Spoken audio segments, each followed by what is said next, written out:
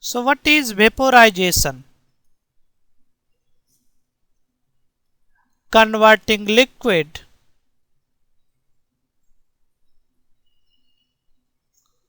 to vapor is called vaporization.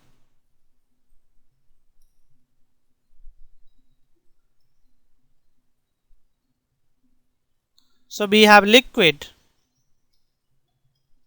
It can be converted into vapor by heating. This means process of vaporization is endothermic.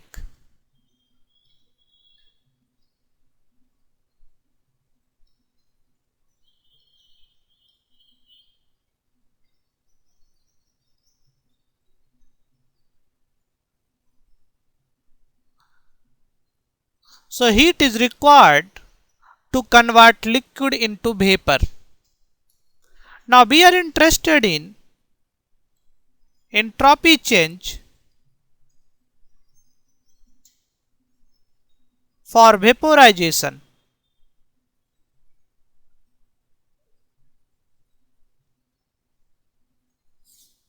So what is the entropy change when liquid gets converted into vapor? You may remember this formula, that is delta S is equals to Q reversible by temperature. Delta S is entropy change.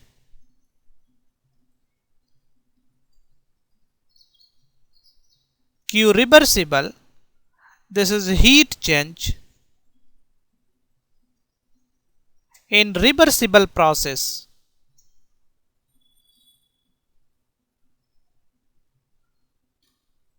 And T is the temperature.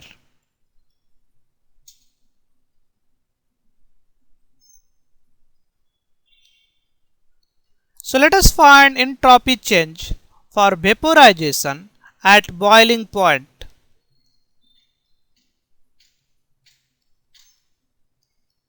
So TB denotes boiling point. So at boiling point, we will have liquid vapor at equilibrium. So there is an equilibrium between liquid and vapor at boiling point when temperature is equals to TB. So there is an equilibrium. This means at boiling point process is reversible. So we have a reversible process.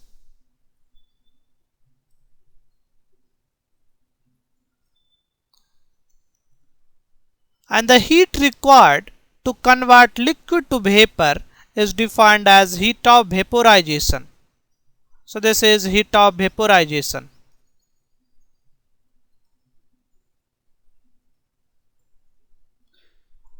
So we can calculate entropy change, that is Q reversible by T.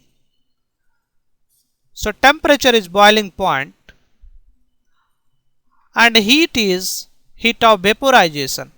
So we can say delta S is equals to delta HV by TB. So this is the entropy change.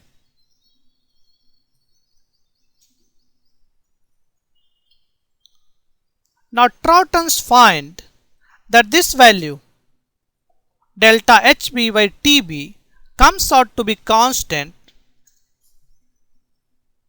for all liquid. This is for almost all liquid.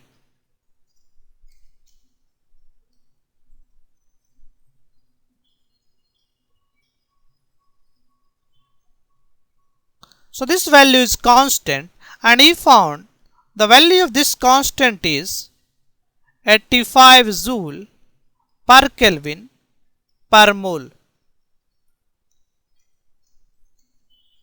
For example, in case of ammonia, this value is 97 joule per Kelvin per mole. In case of C6H6 benzene, this value is 87.2 joule per Kelvin per mole. In case of bromine, This value is 88.6 Joule per Kelvin per mole. In case of CCl4, this value is 85.9 Joule per Kelvin per mole. So this value is approximately very close to 85. So he said this value is constant and this is around 85 Joule per Kelvin per mole. And this is defined as Troughton's rule.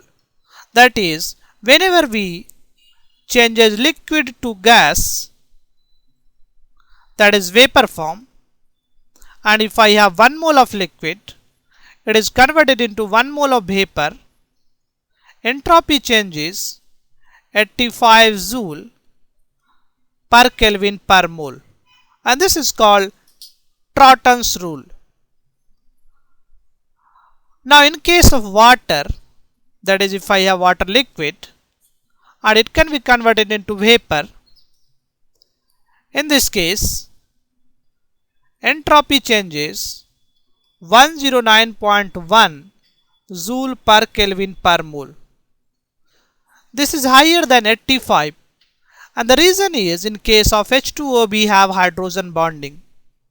So in case of water, due to hydrogen bonding,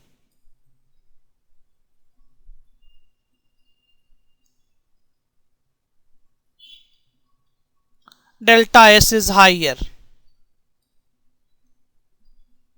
That is, we require more heat to dissociate H2O to H2O gas, and that's why we have higher entropy change. More heat is required in this case. That is, heat of vaporization is high.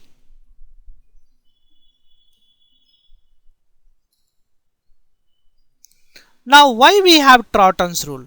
What is the reason? And the reason is very simple.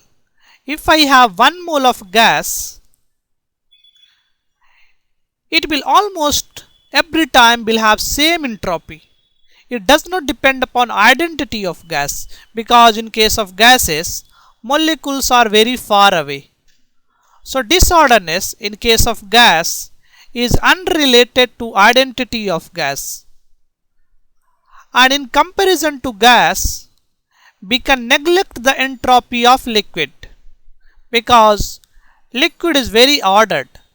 So for this process we can write S gas minus S liquid. S liquid is very less compared to S gas. So we can say delta S is approximately equals to entropy of gas, and this is constant for all gases. So entropy of gas for 1 mole, entropy of gas, this time we have 1 mole because we have written for 1 mole 85 Joule per Kelvin per mole, is constant for all gas. That is in system. In case of gases, that is in case of gases, entropy does not depend upon identity, and that's why we have Troughton's rule. So this is about Troughton's rule. So only one thing you have to remember: whenever convert liquid to gas, delta S is 85 Joule per Kelvin per mole. So this is the Troughton's rule.